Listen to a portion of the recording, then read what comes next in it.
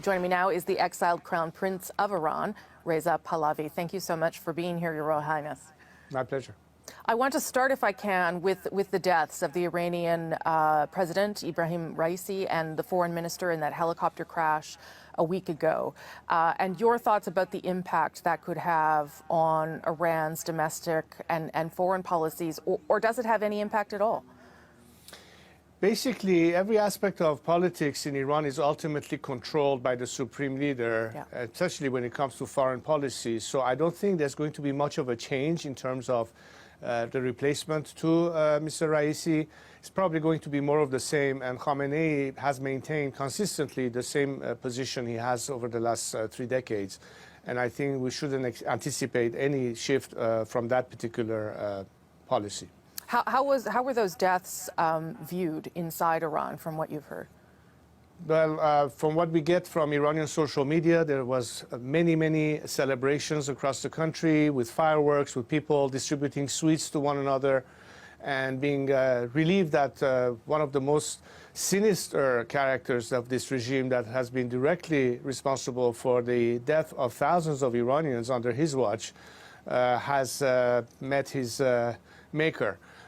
We only feel that we wish he was there to witness the downfall of the regime and be held accountable for his crimes. But this is now water under the bridge. The fight continues for many Iranians to liberate themselves, and we'll continue fighting until the day we are liberated from this regime.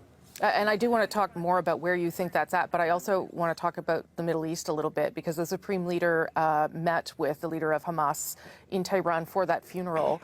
Obviously, the Iranian government supports Hamas. What is your view about the role that Iran is currently playing in that war, and then I guess the proxy wars happening around it? Well, obviously, the approach that Khamenei had, calling it neither war nor peace, is basically a justification of proxy wars that he has maintained throughout these last at least 30 years since the end of the Iran-Iraq war. The regime has been fortifying its proxies and has financed them, traded them, equipped them with weapons and all sorts. And as a result, we've seen that its means of interfering in the region and trying to establish its own hegemony under a Shiite caliphate is really the mission of this regime from the time of the revolution. And as a result, they're using their proxies to bring even more instability and pressure in the region, whether it's Hamas or Hezbollah or Islamic Jihad or even the Houthis. This is part and parcels of the whole network of the regime's proxy involvement in our immediate region, and of course well beyond that with the IRGC that stretches all the way even to the Western Hemisphere in Venezuela and other places. And where do you think the people of Iran stand, or what are they thinking about the escalating tensions between Israel and Iran right now? I think the people of Iran have always tried to message the world that a liberated Iran, a democratic Iran, will seek only peace and good relations with our neighbors, whether it's the Arabs or the Israelis, completely different and opposite to what this regime has been standing for.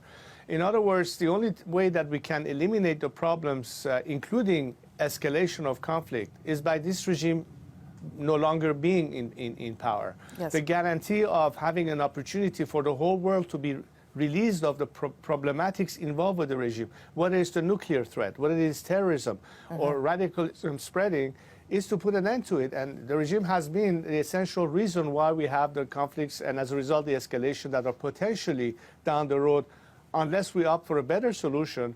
And that means investing on the people of Iran as the alternative at the end of the day, which is why I think the foreign policy of many governments, including the Canadian government, should be to directly support the Iranian people and bring as much as there is economic sanctions to put pressure on the regime, but parallel to that, a policy of maximum support, so you can give the people an equal footing and feel to be able to fight against an extremely repressive regime.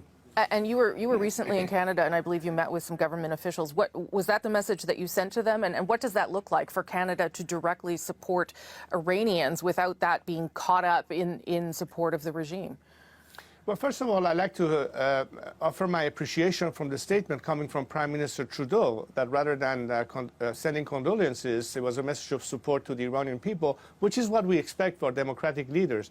But I think Canada could do even more. I think one of the key issues on the table is the inscription of the IRGC as a terrorist organization. This is something critical because if you look at it, IRGC has been the main operating mechanism for the regime, whether it's repression at home or interference abroad.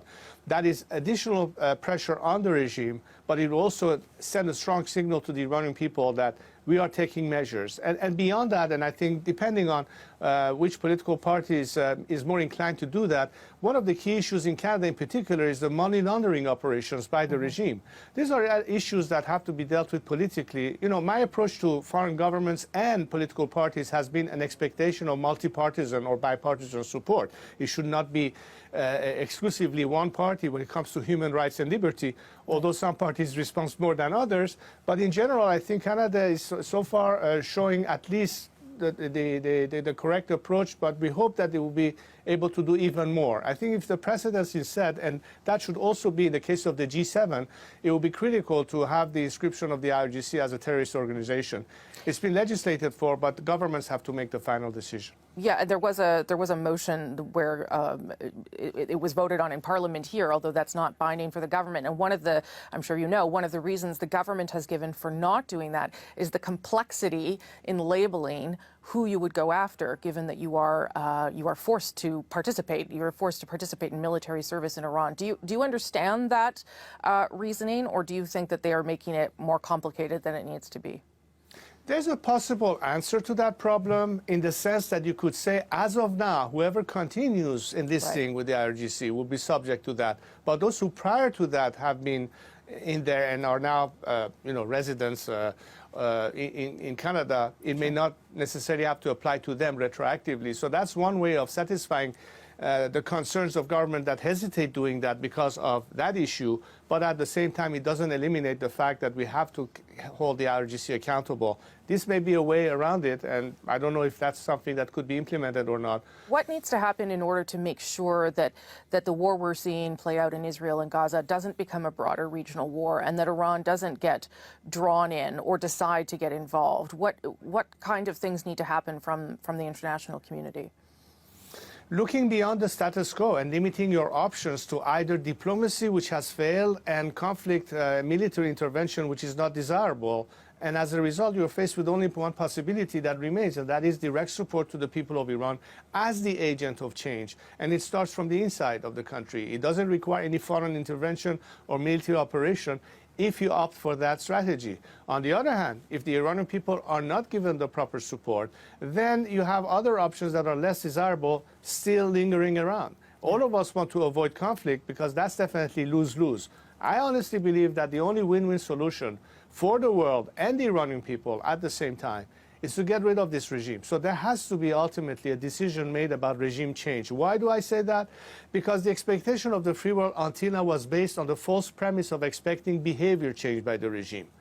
And behavior cannot change for this regime because in its DNA, it is what it is. They're not about to change face. You cannot turn a wolf into a sheep. You cannot redesign and genetically change that. That won't ever happen. So therefore, rather than lingering on expecting that attitude to a behavior to change, the solution is the regime itself has to no longer be there. So regime change ought to be the final solution. That's what the people of Iran are crying for.